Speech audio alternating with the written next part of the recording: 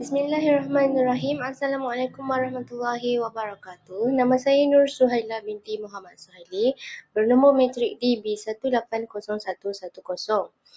Okey, saya merupakan ahli kumpulan 3 dan hari ini kumpulan 3 akan menerangkan tentang penjana arus ulang-alik. Ahli kumpulan saya terdiri daripada Ahmad Haikal bin Muhammad Fauzi, Siti Zaharah binti Mahmad Zaini, Nurul Asma binti Yusuf, Muhammad Nur Hafizi bin Muhammad Harfizan. Okey, tanpa membuang masa, saya akan memulakan pembentangan ini iaitu pengenalan penjana arus ulang-alik. Okey. Dalam bab pengenalan, saya akan menerangkan apa itu arus ulang-alik, penjana dan juga binaan penjana. Apa itu arus ulang-alik? Okey. Kalau korang nak tahu, arus ulang-alik tu arus yang simbol dia sine wave yang atas bawah tu. So, arus ulang-alik ni ialah arus yang sentiasa berubah-ubah alirannya ikut masa dan juga mengalir dalam dua keadaan, sama ada nilai positif ataupun negatif. Okey. Yang kedua, perubahan arah aliran arus ini disebabkan oleh perubahan kutub punca, voltan, penjana arus ulang-alik yang silih berganti. Okey, voltan dengan arus ulang-alik boleh ditinggikan atau direndahkan nilainya dengan mudah, dijana dan diagihkan secara efisien dengan nilai yang tinggi. Okey, last sekali, arus ulang-alik cenderung digunakan untuk pengagihan kuasa lah. Okey, penjana pula merupakan tenaga mekanikal yang ditukar kepada tenaga elektrik. Okey, dan tenaga elektrik yang dihasilkan ni adalah bentuk keluaran sinusoidal, iaitu arus ulang-alik itulah yang arus ada nilai positif dan juga nilai negatif. Okey. Jadi apa hukum yang berkaitan dengan penjana? Okey, hukum yang berkaitan dengan penjana adalah prinsip hukum Faraday aruhan elektromagnet. Jadi, apa menurut hukum Faraday berkenaan penjanaan ini? Okey, pertama, hukum ni cakap apabila pengalih memotong flux magnet, okey, akan ada daya gerak elektrik ataupun voltan yang dijana akan teraruh di dalam pengalih tersebut. Okey. Yang kedua, magnitude daya gerak elektrik ataupun EMF yang teraruh adalah bersamaan dengan kadar pemotongan flux. Okey, sehubungan dengan itu, Faraday aruhan elektromagnet ni dapat dikaitkan dengan formula E sama dengan jumlah lilitan pengalih dan juga jumlah flux per kutub bahagi dengan masa. Okey, itu adalah voltan janaan lah, EMF. Okey, N adalah lilitan pengalih, flux adalah jumlah flux per kutub dan masa. Masa mesti dalam saat tau. Okey. Kemudian EMF yang dihasilkan bergantung pada bilangan lilitan gegelung anchor, kekuatan medan magnet dan kelajuan medan berputar. Ini semua ada kaitanlah dengan formula yang telah disebutkan tadi. Okey, seterusnya saya akan masuk kepada binaan penjana. Ada 4 perkara penting dalam binaan penjana iaitu pemegun, iaitu stator, okey, rotor, gelang gelincir iaitu slip ring. Okey, dan binaan penjana ni ada untuk 1 fasa dan juga 3 fasa. Okey, kenapa kena ada pemegun ni? Sebab kita gunakan magnet kekal sebagai pemegun. Okey, rotor pula sebab ada belitan pengalih ataupun winding yang dipasang pada rotor lah. Okey, yang ketiga, ada gelang gelincir sebab nak hubungkan rotor dengan terminal melalui gelang gelincir itulah, slip ring tu. Okey. Saya tunjukkan ini merupakan binaan penjana arus 3 fasa dan sebelah kanan saya pula merupakan binaan penjana arus 1 fasa. Dapat kita lihat beza dia dekat gelang gelincir lah. Kalau 1 fasa, kita nampak ada 1 pasang je gelang gelincir. Kalau 3 fasa, kita ada 3 slip ring lah. Okey. Yang lain binaan asas semua sama, kita ada coupe, Bruce carbon, stator dan juga rotor. Okey. Akhir sekali saya akan menerangkan tentang peranan komponen-komponen tersebut lah. Ini yang mana asas sahaja. Okey. Coupe untuk penyokong teras kutub merupakan perlindungan mekanik penjana yang membawa flux kutub. Okey. Bruce carbon menyambung litar anchor ke punca keluaran penjana. Gelang gelincir benarkan arus DC mengalir ke belitan medan pada rotor untuk menghasilkan medan magnet, dan rotor bahagian yang berputar pada penjana AC. Okey, dia terdiri daripada belitan medan magnet iaitu winding, dan setiap hujung belitan magnet tu dilekatkan pada slip ring lah, pada gelang gelincir. Okey, seterusnya pemegun. Pemegun ialah komponen pegun yang memegang belitan anchor dengan cekap supaya belitan anchor dapat bawa arus ke beban, dan beban boleh menjadi sebarang peralatan luaran yang menggunakan kuasa elektrik. Sekian, itu sahaja daripada saya. Saya serahkan kepada Ahmad Haikal untuk menerangkan pembentangan seterusnya. Terima kasih. Assalamualaikum warahmatullahi wabarakatuh. Nama saya Ahmad Haikal bin Muhammad Fauzi, nombor matrik DB 180-140.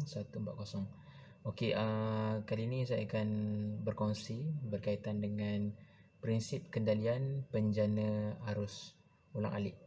Okey, seperti mana yang kita lihat pada paparan slide ni, kita boleh lihat binaan bagi penjana arus ulang-alik. Maksudnya dia akan ada dua belah magnet untuk kutub north dan kutub south. Lepas tu akan ada gelong konduktor dan akan disambung kepada dua slip ring. Sebab arus ulang-alik ni dia berselang-seli dia punya keluaran ataupun EMF yang teraruh. Okey, kita pergi pada slide seterusnya. Okey, kalau boleh lihat pada slide yang kedua, sebelum kita masuk kepada prinsip kendalian, adalah lebih baik kita mengenali berkaitan dengan hukum tangan kanan Fleming. Okay, kita tahu kita akan ada dua hukum tangan. Hukum tangan kiri digunakan pada motor dan hukum tangan kanan digunakan pada penjana ataupun generator. Okay, hukum tangan kanan, okay, kalau lihat tangan kanan, untuk ibu jari menunjuk kepada arah gerakan konduktor. Maksudnya kita akan ada gelong konduktor, sama ada konduktor bergerak ke atas ataupun konduktor bergerak ke bawah, dan benda ini akan menyebabkan anti clockwise ataupun clockwise, arah jam ataupun arah lawan jam. Okey, jari yang kedua iaitu jari telunjuk. Jari telunjuk merujuk kepada arah medan magnet. Maksudnya kalau sebelah sini north, kalau sebelah sini south, kita tahu yang pergerakan arah daripada north ke south. Jadi contoh kalau macam ni, north sebelah sini, south sebelah ni. Tapi kalau north sebelah sini, kita akan pusing ikut keadaan lah. Okey, jari yang ketiga adalah jari tengah. Jari tengah merujuk kepada arah EMF. Arah EMF dalam konduktor. Sama ada kita tahu yang gelong konduktor ni berkemungkinan arah masuk ikut sebelah sini ataupun arah keluar ikut sebelah sini. Jadi dengan menggunakan hukum tangan kita tahu beberapa pergerakan dan keadaan bagi binaan penjana arus ulang-alik. Okey, slide seterusnya. Okey, kita tahu yang penjana mempunyai banyak kali pusingan untuk menghasilkan tenaga elektrik. Dan di sini saya akan terangkan 4 sahaja keadaan dalam penjana arus ulang-alik. Okey, keadaan yang pertama iaitu satu gelong konduktor yang mempunyai titik A, B, C, D.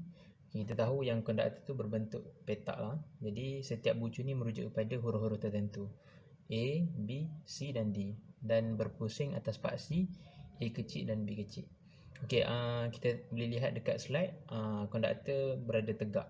Okey, jadi bila berada tegak ni dia seiring, maksudnya medan magnet melalui konduktor tu. Jadi bila berlakunya perubahan putaran daripada menegak ke mendatar, akan berlakunya pemotongan flux. Dan pemotongan flux ni boleh jadi pemotongan flux yang maksimum lah. Okey, bila berlakunya pemotongan flux, kita tahu akan terhasilnya EMF teraruh, dan ia juga merujuk kepada arus yang terhasil hasil daripada penjana arus alik. Okey, kita pergi pada keadaan yang kedua. Untuk keadaan yang kedua, gelong yang sama mempunyai titik A, B, C, D, tapi kita boleh tahu yang untuk AB berada di sebelah south, CD berada di sebelah north, sebab hasil daripada pusingan tadi lah. Sebab yang tadi bila berada menegak, AB berada di atas, CD berada di bawah. Bila pusing ke kanan, AB akan berada dekat south dan CD akan berada dekat north.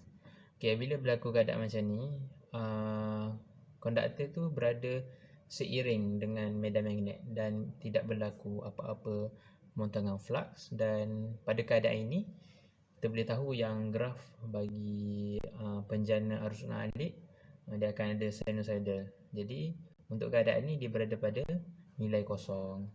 Jadi tiada pemotongan flux berlaku. Okey. Untuk keadaan yang ketiga, satu gelong konduktor macam biasa tadi, daripada mendatar dia berpusing ke arah yang menegak. Berpusing ni maksudnya macam tadi kita tahu yang AB berada dekat south. Jadi bila pusing ke kanan, AB akan turun ke bawah dan CD akan naik ke atas. Dan bila berlakunya keadaan macam ni, ia akan berlaku pemotongan flux kerana tadi kita tahu yang konduktor berada seiring dengan medan magnet. Bila berlaku perubahan ke arah menegak, dia akan berlakunya pemotongan flux pada kedua-dua belah bahagian, pada bahagian AB dan pada bahagian CD. Dan terhasilnya EMF. Okey, keadaan yang keempat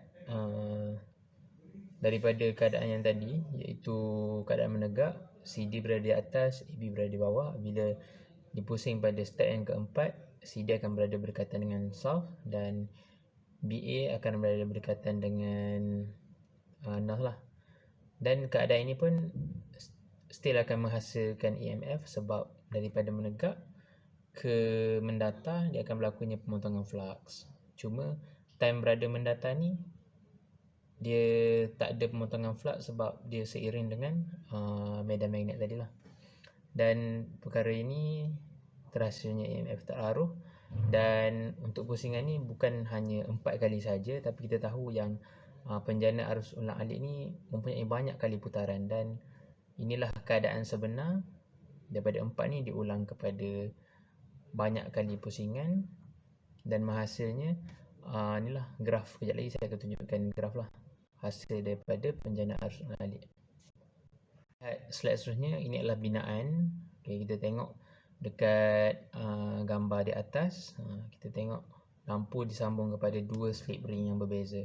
Sebab kita tahu lampu ni ada lampu yang DC, tapi untuk situasi sekarang ni kita pakai lampu pijar, dan lampu pijar ni lampu AC dan dia perlukan pertukaran. Maksudnya arus masuk belah sini, lepas tu switch arus masuk sebelah satu lagi, dan lampu tangan terhasil lah nyala. Dan kat bawah tu lukisan untuk senang kita nampak AC output yang keluar daripada kedua-dua belah slip ring. Yang akhir sekali berkaitan dengan keluaran, seperti yang saya maklumkan tadi, daripada 4 keadaan tadi akan terhasilnya graf seperti yang ditunjukkan dalam slide ini. Sebab kita tahu bila dia mendatar dia seiring dengan medan magnet, dia mempunyai nilai kosong. Tetapi bila dia menegak, dia mempunyai nilai yang paling tinggi, maksudnya nilai puncak lah. Jadi perkara ini akan diulang sehinggalah penjana ataupun tenaga mekanikal yang disalurkan kepada penjana arus alik itu dihentikan. Dan nilai yang akan terhasil iaitu graf sinusoidal ni lah. Dan ini merupakan EMF teraruh yang terhasil daripada pemotongan medan magnet bagi litar penjana arus ulang alik. Okey, jadi itu saja daripada saya. berkaitan dengan prinsip kendalian arus ulang-alik. Assalamualaikum warahmatullahi wabarakatuh. Saya ucapkan kepada Dr. Nurhanim Saadah binti Abdullah.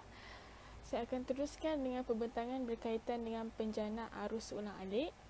Sebelum saya memulakan pembentangan, elok kiranya saya memperkenalkan diri. Saya Siti Zahara binti Muhammad Zaini, bernama metrik DB180051. Pada sesi ini, saya akan membentangkan tentang simulasi atau operasi kendalian bagi penjana arus ulang-alik dan jenis-jenis yang terdapat dalam penjana arus ulang-alik. Melihat pada skrin di atas, gambar rajah ini menunjukkan simulasi kendalian bagi penjana arus ulang-alik satu fasa. Okey. Pada kedudukan A atau pada keadaan A, tiada bekalan voltan dan arus dalam lita luaran. Anchor mula berputar mengikut arah jam dan tiada arus yang terhasil kerana anchor tidak memotong mana-mana garisan daya magnet. Seterusnya, pada kedudukan B, anchor akan berputar separuh daripada anchor akan memotong garisan daya magnet dan meningkatkan arus daripada sifar kepada nilai maksimum dalam arah yang sama. Okey, perubahan nilai arus yang terhasil akan mewakili suku pertama gelombang sinus pada putaran sebanyak 90 darjah. Okey, pada kedudukan C, arus yang terhasil adalah pada arah yang sama dan menepati arus. Pada keadaan ini, arus akan berkurang daripada nilai maksimum kepada nilai kosong atau sifar. Okey. Keadaan ini akan mewakili suku kedua gelombang sinus, iaitu pada putaran 91 darjah sehingga 150 darjah. Seterusnya kita lihat pada kedudukan D, iaitu anchor berputar menghasilkan keadaan arah arus yang berbeza apabila separuh daripada gegelung akan memotong garisan daya magnet dalam arah bertentangan. Okey, arus akan meningkat daripada nilai kosong kepada nilai negatif maksimum. Keadaan ini mewakili suku ketiga gelombang sinus, iaitu pada putaran 180 darjah sehingga 270 darjah. Dan yang terakhir, pada kedudukan E, anchor akan berputar kembali kepada kedudukan asal, iaitu kedudukan A, dan menghasilkan arus yang berkurang kepada sifar. Pada kedudukan ini, anchor penjana melengkapkan satu kitaran gelombang sinus, iaitu pada putaran 360 darjah. Okey, kita teruskan dengan simulasi kendalian penjana arus ulang-alik 3 fasa. Okey, penjana 3 fasa mempunyai 6 slot utama daripada gegelung anchor. Seperti yang diketahui, kedudukan awal bagi medan magnet adalah dalam keadaan mendatar dan arah bagi medan magnet adalah berserenjang dengan sata gegelung 1. Apabila slot ini melalui penjana dan terus kepada keluaran, akan terdapat 3 slot sahaja yang akan muncul untuk sambungan kepada beban. Rajah di atas menunjukkan simulasi kendalian bagi penjana arus ulang-alik 3 fasa. Okey, seperti yang kita ketahui, bagi penjana arus 3 fasa menggunakan sambungan secara star dan delta. Okey, keluaran penjana arus ulang-alik bagi 3 fasa akan menghasilkan voltan sinusoida 120 yang mempunyai amplitude dan frekuensi yang sama, tetapi berada di luar fasa antara satu sama lain. Okey, seterusnya kendalian penjana 3 fasa adalah sama seperti kendalian penjana satu fasa, kecuali 3 fasa mempunyai 3 beletan anchor yang sama jaraknya, iaitu 120 darjah daripada fasa antara satu sama lain. Okey, kita teruskan dengan jenis-jenis penjana arus ulang-alik. Okey, seperti yang diketahui, penjana arus ulang-alik merupakan satu mesin yang mengubah tenaga mekanikal kepada tenaga elektrik dalam membentuk alternatif EMF. Okey, terdapat dua jenis penjana arus ulang-alik iaitu penjana segerak dan penjana aruhan. Okey, kita tengok pada penjana segerak. Apa itu penjana segerak? Okey, penjana segerak merupakan penjana yang bersaiz besar dan hanya digunakan pada loji kuasa. Namun pada penjana segerak terdapat dua jenis iaitu dalam penjana segerak terdapat dua jenis lagi iaitu alternator medan berputar dan alternator anchor berputar. Okey. Alternator medan berputar mempunyai belitan anchor pegun dan belitan medan berputar. Kelebihan yang boleh didapati apabila terdapat alat pegun belitan anchor iaitu voltan yang dihasilkan boleh disambungkan terus kepada beban. Seterusnya, alternator anchor berputar. Okey. Alternator anchor berputar digunakan untuk menghasilkan keluaran arus berkuasa rendah. Terdapat dua jenis alternator anchor berputar iaitu anchor pada rotor dan medan pada stator. Arus anchor pemutar akan mengalirkan melalui gelang slip dan berus.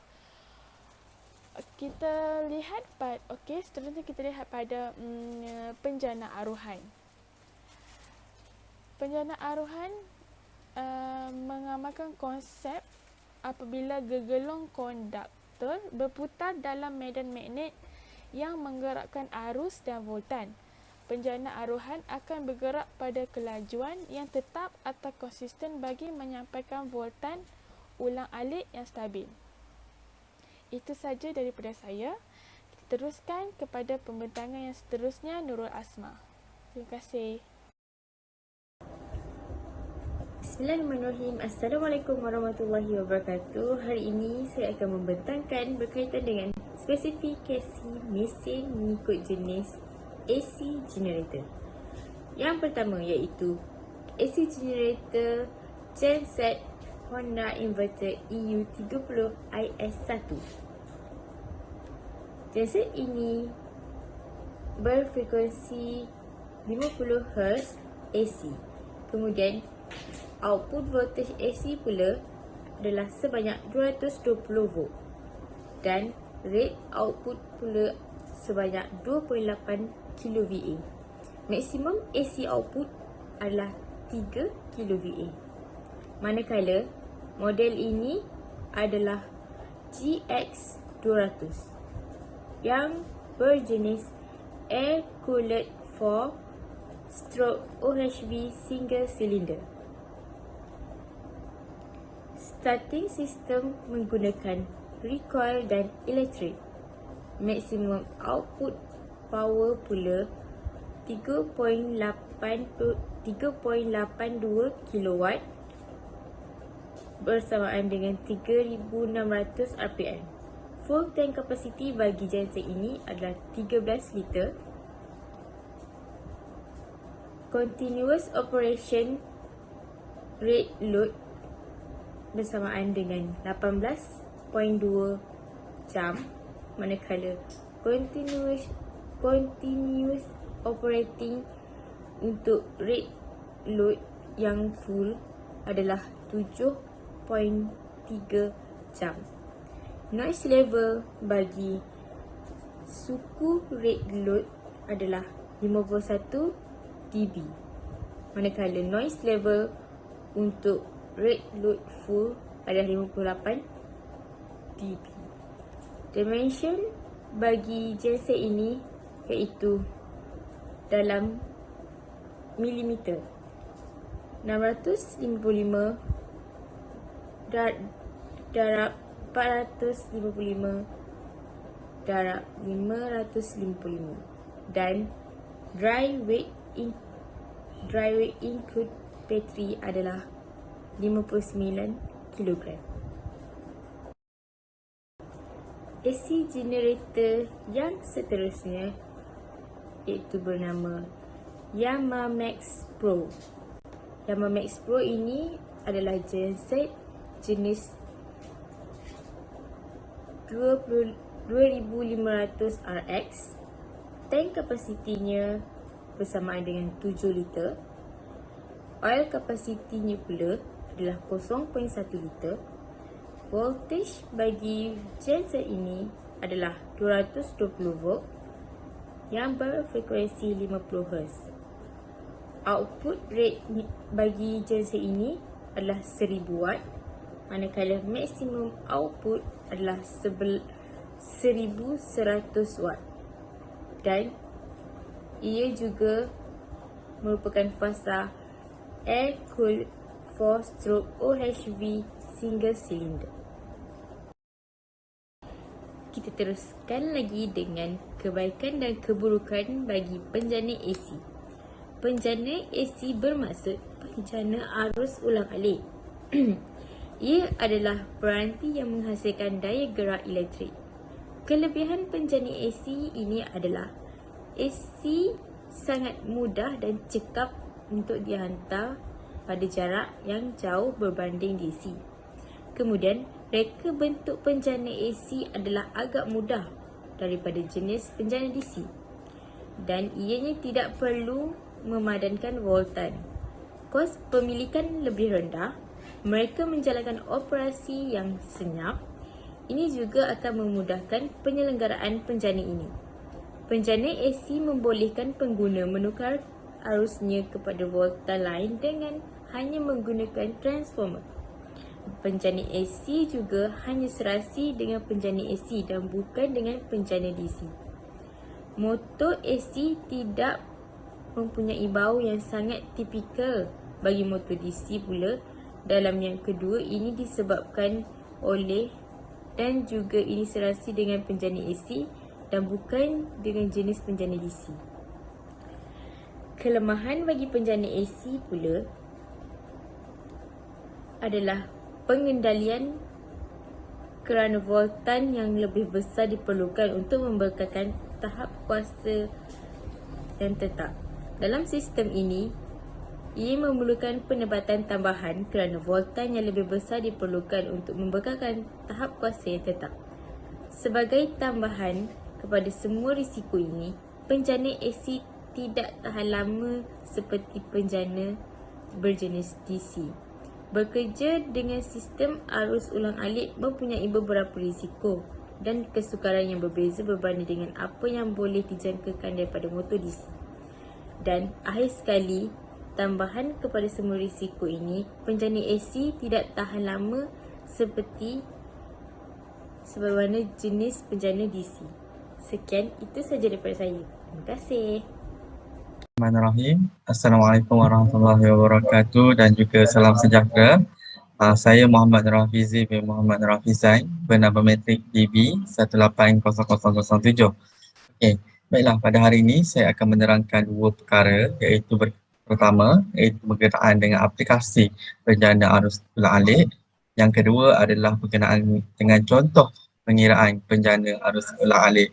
Jadi, aplikasi penjana arus ulang-alik ini kita dapat lihat secara meluas dalam aplikasi yang berbeza-beza. Jadi, penjana AU ini juga mudah dilihat dan diaplikasikan dalam kehidupan seharian kita. Contohnya seperti di stesen penjana kuasa yang menggunakan penjana arus ulang-alik. Sekejap lagi saya akan ceritakan di manakah penjana arus ulang-alik ini digunakan di stesen penjana kuasa. Selain itu, penjana AU ini dapat dikategorikan kepada beberapa aplikasi. Okey, seperti contoh di bawah, ini adalah merupakan salah satu contoh aplikasi penjana AU di mana pertama ia digunakan sebagai alternator marine. Di mana penjana AU jenis ini digunakan bagi menjana kuasa dalam aplikasi marine. Okey, itu adalah yang pertama, aplikasi yang pertama. Okey, untuk aplikasi yang kedua adalah ia menggunakan untuk aplikasi yang kedua ialah menggunakan alternator radio, di mana penjana ini adalah sebagai satu sumber utama dalam menyebarkan ataupun sebagai satu sumber utama kuasa dalam stesen jana kuasa elektrik untuk menyebarkan isyarat-isyarat radio. Okey, yang seterusnya, aplikasi seterusnya adalah alternator diesel elektrik lokomotif, di mana lokomotif itu sendiri memerlukan tenaga elektrik dan juga tenaga mekanikal secara serentak. Sebagai sumber kuasa utama dia lah dalam penjana AU tu. Okey, untuk kita lihat di manakah keberadaan alternator di sel elektrik lokomotif ini, kita dapat lihat di um, apabila di dalam gerabak-gerabak kereta api, dan juga kalau kita lihat di tapak-tapak pembinaan, ada satu-satu sub jana kuasa dekat situ dalam tu. Itulah kedudukan alternator di sel elektrik berada. Okey, yang terakhir ini adalah contoh yang terdekat, contoh yang mudah untuk kita lihat di manakah aplikasi penjana AU yang digunakan. Apabila kita buka di bahagian enjin kereta, di dalam ni kalau kita lihat, kita akan nampak seperti ini. Ini adalah merupakan penjana AU kerana kereta pada masa kini menggunakan penjana untuk menghasilkan kuasa elektrik. Di mana kuasa elektrik ini akan digunakan dalam kenderaan dan pengecasan bateri dijana oleh penjana AU. Okey. Baiklah. Ini yang seperti saya sebutkan tadi, aplikasi penjana AU di stesen jana kuasa. Di mana saya akan menceritakan perjalanan ataupun operasi stesen jana kuasa hidroelektrik yang melibatkan penjana arus alik. Contohnya kita akan lihat yang pertama adalah di dam. Dam ni adalah empangan yang dibina di satu sungai besar yang tinggi untuk berlakunya penurunan air yang deras. Yang seterusnya adalah di mana di sini adalah berlakunya penyimpanan banyaknya air, tempat tadahan air orang kata. Dan seterusnya apabila untuk menjana kuasa elektrik, perlunya pengaliran air yang bermula di empangan. Dan di sinilah berlakunya proses graviti di mana air akan jatuh daripada peringkat atas. Bila air turun daripada bahagian atas ke bawah, dia akan menyebabkan kelajuan air itu sangat tinggi. Air ini mengalir di dalam penstop dan di sinilah menyebabkan berlakunya pemutaran turbin di dalam stesen jana kuasa elektrik. Turbin ini adalah satu orang kata mekanisme untuk memutarkan shaft di penjana. Dan seterusnya adalah akan menghasilkan tenaga elektrik yang dijana dan disalurkan melalui talian kuasa kepada pengguna. Okey. Di mana dalam stesen jana kuasa sendiri, stesen jana kuasa AU ni sendiri terdapat penjana AU yang digunakan. Okey, di sini saya ingin kecilkan lagi di mana kita lihat kepada penjana AU di stesen jana kuasa, di mana turbin akan menukarkan tenaga air yang mengalir tadi kepada tenaga mekanikal. Dan seterusnya penjana akan memutarkan tenaga mekanikal tadi kepada tenaga elektrik mengikut hukum Faraday. Apabila rotor berpusing, apabila terbang berpusing, rotor pun akan berpusing yang menyebabkan kutub bergerak melepasi pengaliran yang dipasang di stator. Dan seterusnya menyebabkan elektrik mengalir dan rotor berkembang di terminal keluaran penjana. Di sinilah kita lihat, kalau kita tengok gambar ni, ini adalah manusia. Manusia adalah kecil je. Penjana AU ni dia besar. Terbang ni besar di stesen jana kuasa. Kenapa besar? Sebab dia nak menghasilkan lagi banyak tenaga-tenaga elektrik di stesen jana kuasa itu. Okey, yang seterusnya saya akan terangkan berkenaan dengan contoh pengiraan. Ini adalah merupakan perkara kedua yang saya akan terangkan, iaitu contoh pengiraan di mana nilai voltage yang dijana oleh alternator segerak yang diberikan bergantung kepada kelajuan dan juga arus medan. Memandangkan kelajuan ini mesti ditetapkan oleh bagi mengekalkan frekuensi yang betul dan tepatlah, voltage mestilah dikawal dengan pelarasan arus medan. Okay, jadi ini adalah contoh pertama bagi pengiraan penjana AU, di mana soalan pertama, tentukan nilai frekuensi DGE. DGE itu boleh dikatakan juga EMF yang terjana bagi sesebuah penjana AU yang mempunyai 10 kutub dan dipacu dengan kelajuan 3,000 pusingan seminit. Okey, maklumat yang diberi adalah kelajuan 3,000, kutub adalah 10. Jadi formula yang berkaitan adalah kelajuan sama dengan 120 frekuensi bahagikan dengan P. Okey, jadi nilai yang dibagi, masukkan 120, F tadi berapa? F tadi adalah 50. F tadi, soalan tak ada F, soalan dia nak nilai frekuensi. Jadi kita perlu tukarkan formula ini, ubah soal formula ini supaya kita dapat nilai F. Jadi bila kita ubah nilai formula ini dia akan menjadi kelajuan darabkan dengan kutub bahagikan dengan 120. Jadi kelajuan tadi yang diberi adalah 3000, kutub adalah 10 bahagikan dengan 120. Jadi frekuensi yang diperlukan bagi soalan pertama ini adalah 250 Hz. Okey, itu soalan pertama. Okey, untuk soalan kedua adalah tentukan kelajuan putaran bagi penjana tersebut jika nilai voltage yang dijana perlu mempunyai frekuensi 60 Hz. Jadi apa yang perlu dilakukan adalah kita menggunakan formula N sama dengan 120 F bahagikan dengan P. Masukkan nilai frekuensi yang diberi 60 Hz. 120 darab 60 bahagikan dengan 10. Kita akan dapat 720 RPM. Itu adalah soalan nombor 2, menginginkan kelajuan. Jadi kita lihat di sini, apabila nilai frekuensi ditingkatkan, kelajuan akan menjadi rendah. Okay, yang seterusnya adalah contoh kedua. Satu alternator, 3 fasa, 2 kutub, 210 pengalih dalam anchor mempunyai nilai flux per kutub 17.5 MegaWb. Bentuk gelombang mesin ini adalah sinusoidal dan frekuensi voltage yang dijana adalah 50 Hz. Anggaran berapa faktor agihan KD dan anggap bahawa faktor agihan KD dan juga faktor jarak KP adalah unity. Kirakan nilai voltage VRFS yang terencana. Okey, baiklah.